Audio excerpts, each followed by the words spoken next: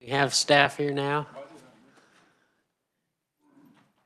First on the agenda today is bill introductions. Anybody on the committee have any bill introductions? See none, how about the audience? I know we have at least one. Welcome to the committee. Good morning, Mr. Chairman and members of the committee. I'm Jeff Wagaman from Steve Curdy and Associates, representing the Kansas County Treasurer Association. And we would appreciate it if you would introduce 23 RS 0295, a bill concerning transparency of motor vehicle fees. Committee, any questions? Senator Bowers. Thank you, Mr. Chairman. Is this what we've seen last year, modified and worked out on the summer? We've been working on it through the summer, and the county treasurers would like to introduce this again and talk to you about it again. So, Okay, yes, thank you. Essentially the same concept. All right, thanks. Thank you. Any further questions? Committee, any objections? Seeing none, the bill will be introduced. Yes, sir. Are there any further bill introductions? Seeing none, we'll turn our attention to the hearing on Senate Bill 2. Adam, can you give us a briefing?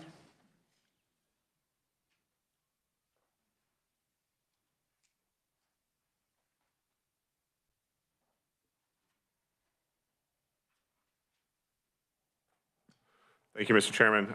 Senate Bill 2 would allow individuals that were found to have a revoked driver's license as a result of driving a motor vehicle when such person's license was canceled, suspended, or revoked for failure to comply with a traffic citation. Such individual may apply for restricted driving privileges.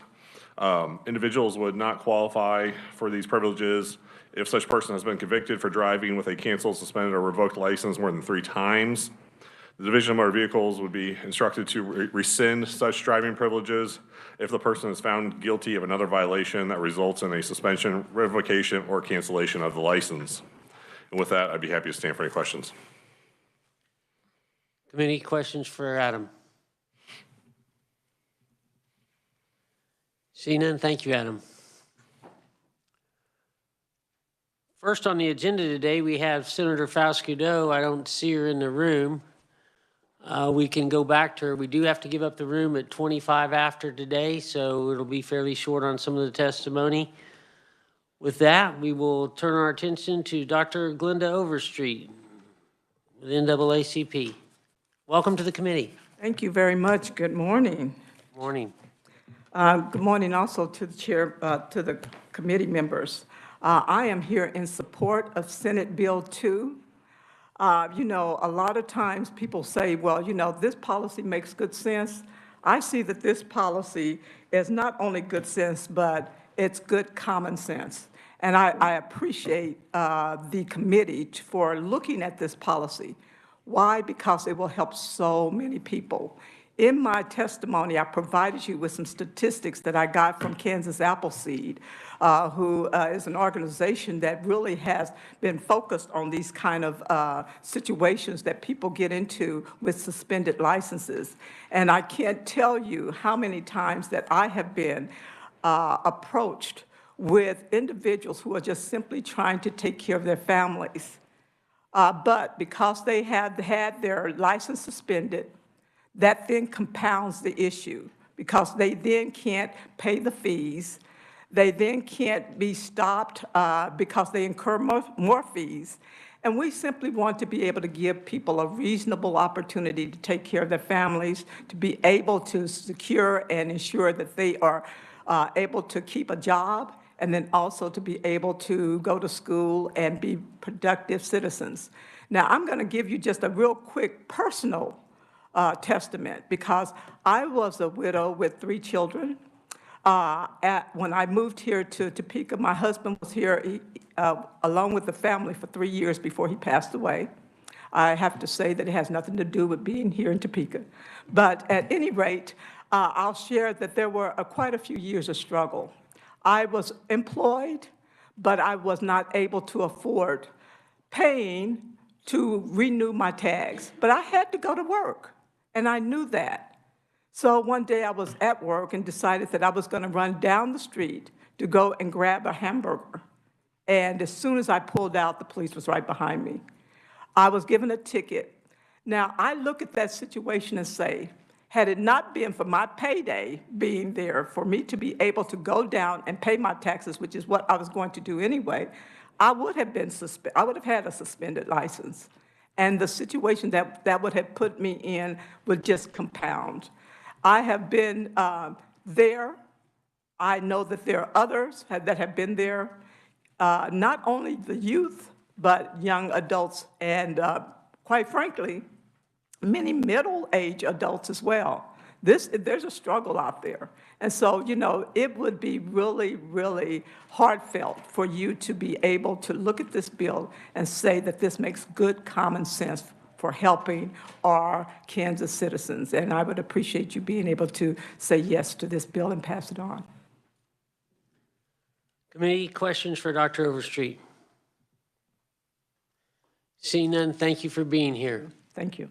We'll now turn our attention back to Senator Fascudo. Welcome to the committee. Good morning, Mr. Chairman, Vice Chairman Cluse, and Ranking Member Corson, and the other esteemed members of the committee. I've come to you before on similar issues dealing with suspended driver's licenses, but committee, what I normally do after bills are passed into law, I will track them for about 6 months to see how they're working for Kansans. And what I found dealing with the suspended driver's license program that already exists in the Department of Revenue in driver's control is that that program allows an individual to get a restrictive driver's license to drive back and forth to school, work, etc., and while making payments on their fines, and they get insurance, and they are legal drivers. I know if I were in an accident with someone, I'd want them to have insurance and be legally driving. But what we found, I normally get an update from the Department of Revenue, and it will state how many people have actually submitted application for the restrictive driver's license. And what we found is many have submitted application. However, they are not eligible because they are in a revoked status. So Senate Bill 2 will simply allow those individuals who had a suspended driver's license, failure to pay, and then they were put in that revoked status. It will simply allow them to participate in the current law within the restricted driver's license program. Mr. Chairman, also, I know a lot of written testimony has come in from individuals, and I don't know if you received the testimony from County Commissioner Jim Howell, who was supportive of Senate Bill 2, as well as City Councilman Brandon Johnson. In my testimony, you'll see where we held an event in Wichita where about 300 people came. We had volunteer attorneys that participated there to meet with each of them. They stayed all day. It was just awesome. And again, those in that restrictive driver's license situation weren't eligible. And Mr. Chairman, I just want to give one real situation. So a constituent in my district who was, you know, a single working mom, trying to make ends meet, she had to make a decision, you know, pay her bills, buy food, or pay her car insurance. And so she was going to wait until her next paycheck to make that payment. And in that time, her insurance lapsed. And automatically, when that happens, that information is sent to the Department of Revenue, and her driver's license were suspended, and she did not know. And she has a daughter with cancer, and she was rushing to get to Wesley Medical Center to take her daughter to the emergency room. She got stopped again while driving while suspended. And then she was put in that situation. She is one of many in talking to others who have dealt with this legislation in the past. She's one of many that once they get in that revoked status, and sometimes we do a look back for employment. I think this is one of the issues that Commissioner Jim Howell and others have, is that we have a lifetime of look back in your traffic record, and it will go back even 20 years and prevent you from getting your driver's license reinstated, prevent you from getting a job. And so with that said, Mr. Chairman, I believe that Senate Bill 2 will certainly help those Kansans that want to go to work, that want to be law-abiding citizens. It will help them drive legally, make payments to the court, or and have insurance. Mr. Chairman, members of the committee, also, finally, even if when you're in that revoked status, even if you pay all of your fines and meet all of your court obligations, some still have to wait another year just to get their driver's licenses reinstated. And so I believe this is a win-win.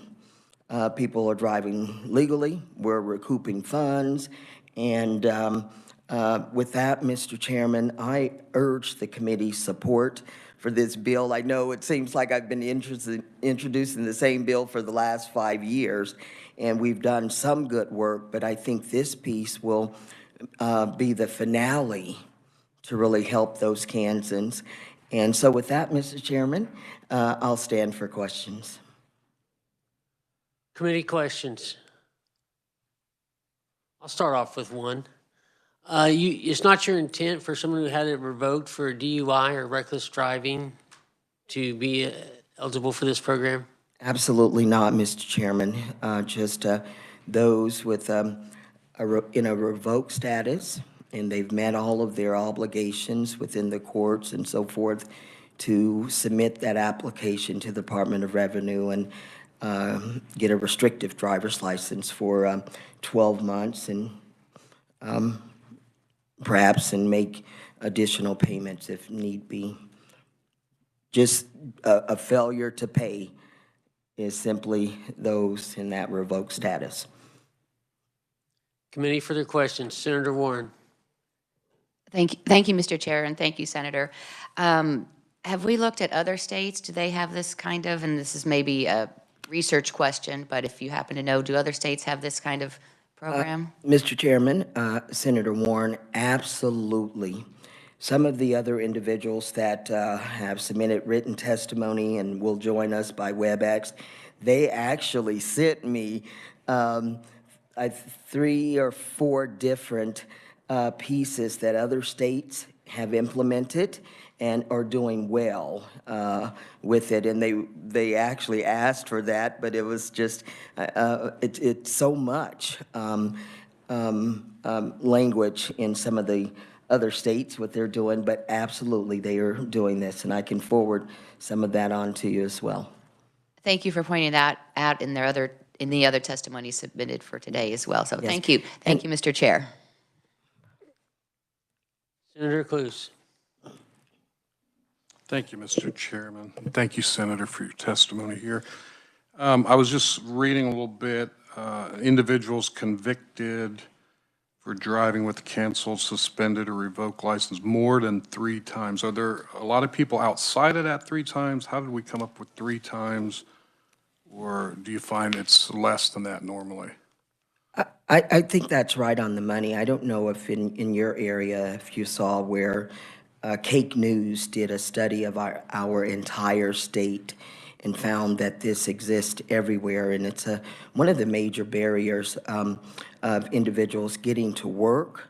Like in my city, in Sedgwick County, our transportation system is not that great, and so a lot of those individuals work those third shift jobs where they fall in this category. I actually know a person who got a driving while suspended in 1977, and he still has not been able to get a driver's license just for failure to pay. Mr. Chairman, I'd also, Senator Cluse, I'd also like to direct your attention to a testimony of Peter Ninemeyer, who has been working on this issue for many, many years as well, if you look at his testimony. And so, Senator Cluse, I don't know the exact number, because, I mean, time keeps passing where that number may have increased. I know that we have passed laws to whereas an individual can walk into an early morning docket and go before a judge, and they can show that a hardship, they can submit application of a hardship, and they can get some fees reduced. Also, they can do community service work to help with that, to get their driver's license reinstated. But again, and I'll forward this information to the committee again when I talk with the Department of Revenue, and they show the list of how many people have actually applied for the restrictive driver's license program, and they are denied because they're in this status. And most of them, because they submit their driver's license along with that, most of them have, the only thing it was is failure to pay. They get that first ticket, or their insurance lapse, and it's just simply failure to pay in a traffic violation, and then they get, you know, just a, you know, Mr. Chairman, and I'll be quite honest with you, Senator, and I'm sure I'm going on and on of your original question, but we know that people will drive sometimes anyway, because they've got to go to work, they've got to take children to the doctor's office, they've got to do things, and they find themselves driving while suspended. And especially with COVID, so many people have, their finances have decreased, and just, you know, again, you know, am I going to buy food, pay my utilities, or pay insurance? And I just think this is a way to allow them to make payments, drive legally, and have car insurance. And I'll try to get you those numbers. I don't want to speak, share with you wrong information. And I appreciate all that. I guess the question was more specific to the more than 3 times would not qualify. So you could speak to that. Thank you, Mr. Chairman. Adam? I mean, I can't really speak to the policy, but at 3 times under Kansas law, you became what's defined as a habitual violator, which then requires a mandatory 3-year revocation of the license. So for the fact that the 3 time is in there, I think it probably links more to that there's in Kansas statutes, if you're found are driving with revoked license, you essentially have a 3-year mandatory revocation at that point. Okay, thank you. That helped me out. Thank you, Adam. Thank you, Mr. Chairman. Thank you, Senator Faustido. Next up, we'll go to WebEx. Sheila, officer. Sheila, we are pressed on time. We have to be out of the room at 25 after. We have several more folks wanting to testify. But welcome to the committee. Do we have her on? Okay, we will continue on with Faith Martin. I don't have my computer, so is Faith Martin on? Hello, thank you. Welcome to the committee, Faith. So today I'll be providing testimony in support of SB 2. So it's hard to follow up the good senator, but under the Kansas statutes, the Division of Vehicles of the Kansas Department of Revenue revokes driver's license for a lot of serious driving related issues. However, we're talking about revoking licenses for matters having nothing to do with homicide or battery or reckless driving or attempting to flee a police officer, or any of those things. These are related to failure to pay and having your license revoked for driving on suspended related to failure to pay. I am also part of the board that the good senator is on. And as the suspended licenses bills were passed and we've been able to help Kansas drivers, like she said, this is the next step in that. Senate Bill 2 would allow someone whose driving privileges have been revoked for failure to comply to submit that written request. And our numbers say that approximately 3,300 drivers would be eligible for restricted license. So that's going to give relief to the Kansas drivers that apply for that hardship, and not to have to wait an additional year while they're paying, which in the past they would have had to wait almost 2 years to get that back. A year to pay and then a year to wait. So this gets rid of that waiting period and allows them to pay. So with my background in workforce, I know that there's labor issues in Kansas. We're trying to get people back to work, but with no legal way to drive, people have a hard time getting to work. And people without jobs have a hard time paying their debts. So I'm asking all of you on the Transportation Committee to please support this, vote yes on Senate Bill 2, and give Kansans the opportunity to get safely back on the road, back to school, and back to work. Thank you. Committee, any questions for Faith? Seeing none, thank you for your testimony. Next up, we have Twyla Purity.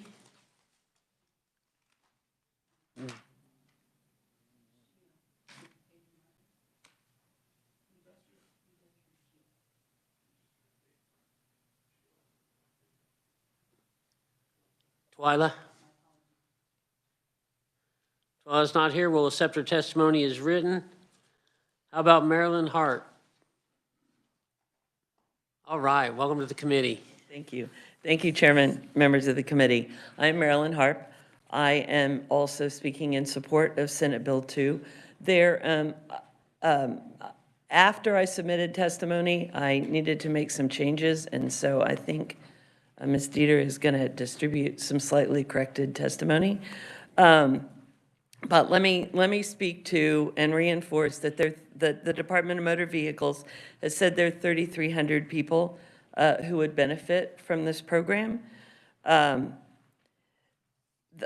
other highlight from my testimony is perhaps to speak a bit to how people get a revoked license, but I think we've solidified here, if you once don't pay your ticket, you are turned in immediately for a suspended, and your license is suspended, and then it can start this process.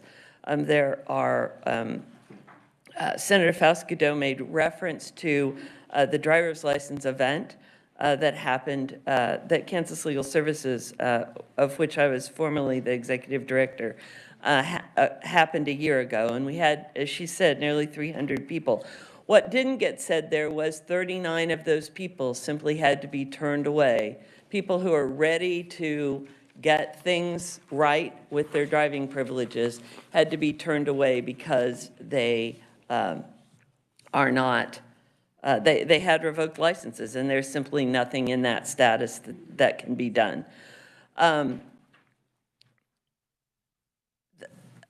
Senator Warren asked about other states, and so she and the rest of you might be interested to know that the National Safety Council, which is a group looking hard at highway safety, has deemed suspensions of driver's licenses for non-moving violations, things like not paying tickets, to not be in the interest of public safety. Their policy at this point, the position that driver's license suspension should be limited to highway and traffic safety behavior, and some guidance to states to reject something that Kansas is doing right now, and something that this bill would help rectify until there's a time, perhaps, that a decision is made to stop suspending driver's licenses for failure to pay bills. The other thing I would point out in testimony is that while we've mentioned DUIs as a way to, we aren't talking about DUIs here, and I want to be clear, we're not talking about DUIs here. And yet, the law has made quite available through ignition interlocks the ability for people who have committed DUIs to drive, and yet nothing is available for people who have driven because they haven't paid a traffic fine, have not given those people any opportunity. As I have talked to the people at Motor Vehicles and read this bill, in order to truly accomplish a couple of the things, and so as you work the bill, I've written these out. We've made reference to people who have convictions or have an administrative, who have not paid their insurance. And that's an administrative revocation, not a court conviction. So a tiny tweak of the language to also cover people who have revocations for failure to maintain insurance would be helpful. In addition, if our goal is to allow them to be in the restricted drivers program for the length of their revocation, that bill perhaps needs to provide for that, since at this point, the restricted license program is only for a year. You could find someone who was in a 3-year revocation getting to drive under the restricted program for a year of it and then go back to revoked, which I don't think is the intention here. And finally, people are allowed only one time to participate in the restricted drivers program. And so we might want to add some language that would start that one time over if they had a suspended license and were applying for the restricted program. With that, I'll stand for questions. And in my testimony, those 3 things I mentioned are all pretty well set out. Committee questions, Senator Tyson. Thank you, Mr. Chairman. Thank you for your testimony. And this may be a question for the revisers for Adam. I have concern. I've heard, not in the bill, but in the logistics of the bill, somebody had mentioned 3,000 people could be applying, and you said possibly 300. So who do they apply to, and where would that, who would handle the application, the written application? It would be the Division of Vehicles, In Topeka? assuming wherever their office is located. So would it be each county that decides then, or the state? It'd be the state. I just want to make sure that we're clear on this and that we don't overload them, that we have the logistics worked out so that individuals are taken care of as soon as possible. Thank you, Mr. Chairman. Senator, could I perhaps elaborate on that answer? Yes. Okay, thank you. Already we have a restricted driver's license program, and people are applying for it every day. They are people who have a suspended driver's license, and the Department of Motor Vehicles is able to process those applications. So this is simply adding, the estimates are that there are 187,000 drivers in Kansas who have suspended licenses, and those people are already, once they know about it, using this program. So we're simply adding 3,300 people to a program that's already could be quite large. Senator Warren. Thank you, Mr. Chair, and thank you for your testimony today. This is probably also a question for the reviser.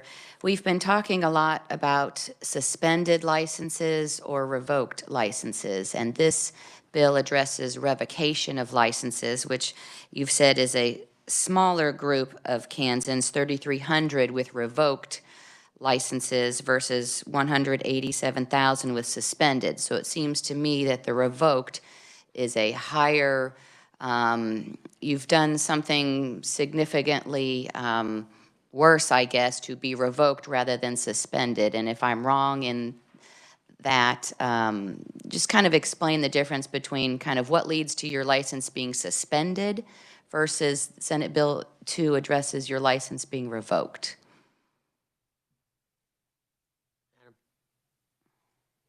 Thank you, Senator.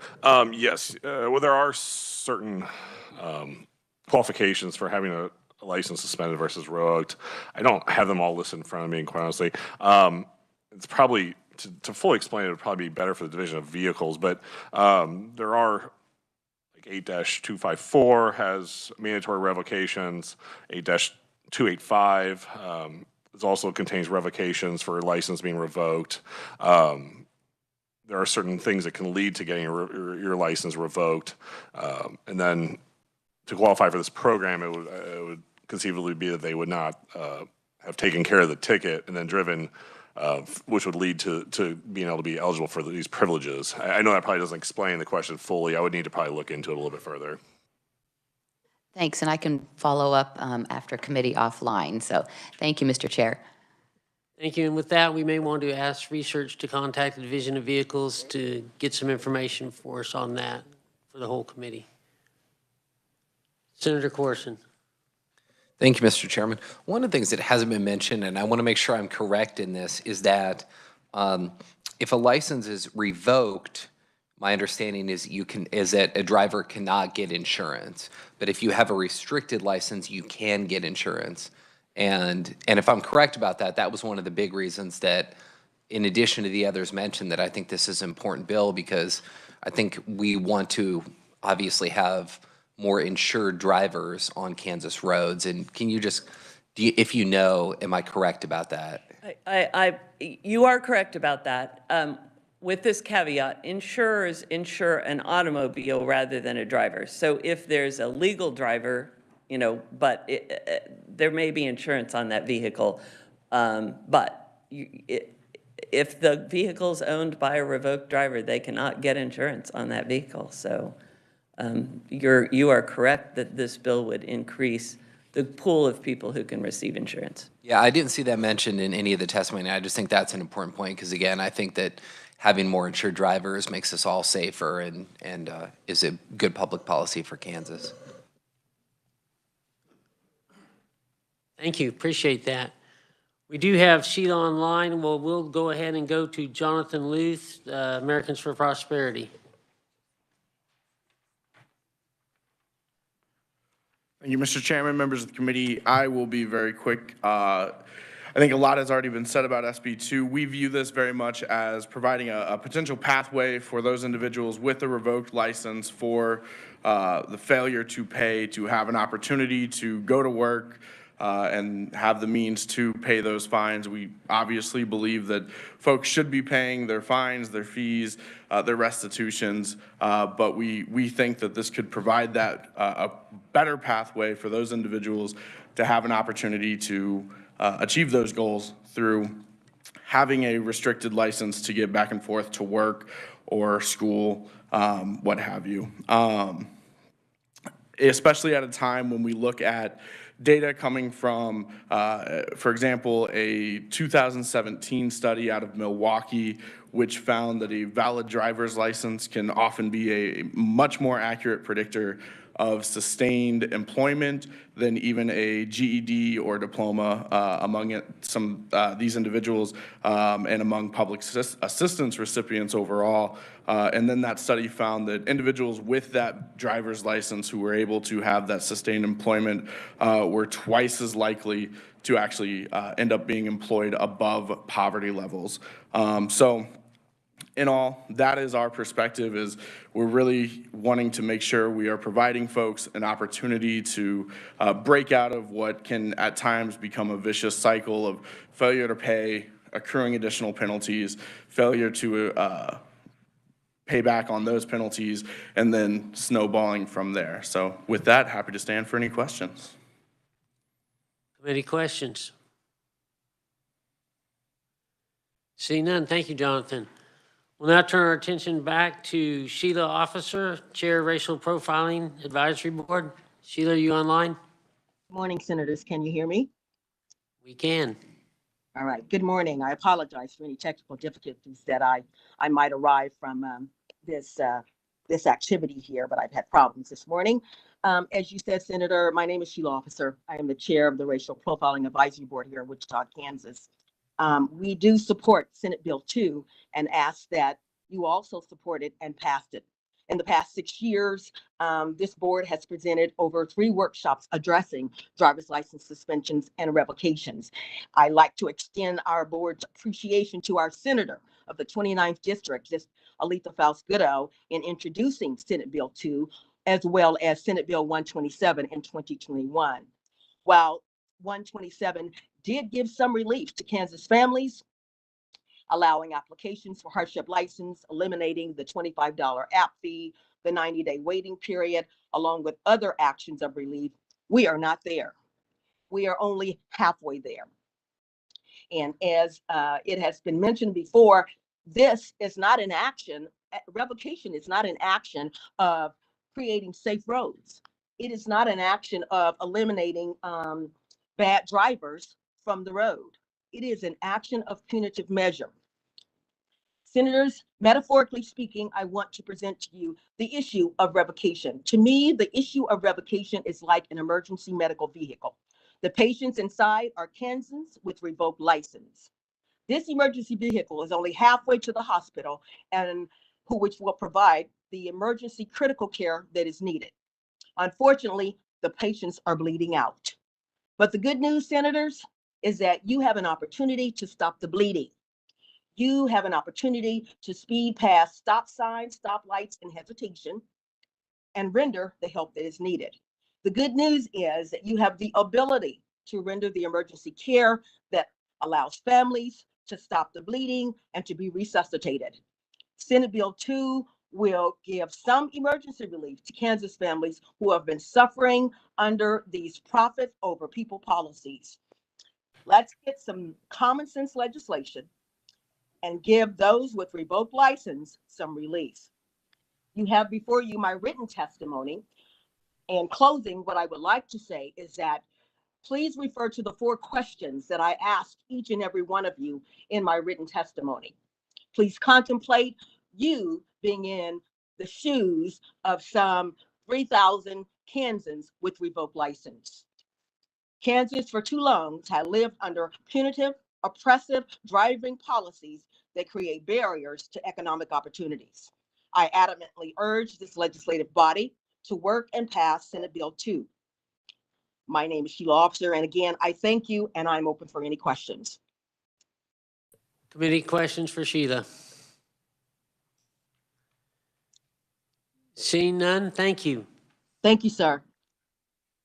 Committee, you might note we do have proponent testimony from Eric Stafford with the Kansas Chamber, Kevin Walker with the Overland Park Chamber, and Ed Klump, whose association meeting is today and was unable to be here. He wishes he could be here to be in a proponent in person. He came by twice and talked to me yesterday.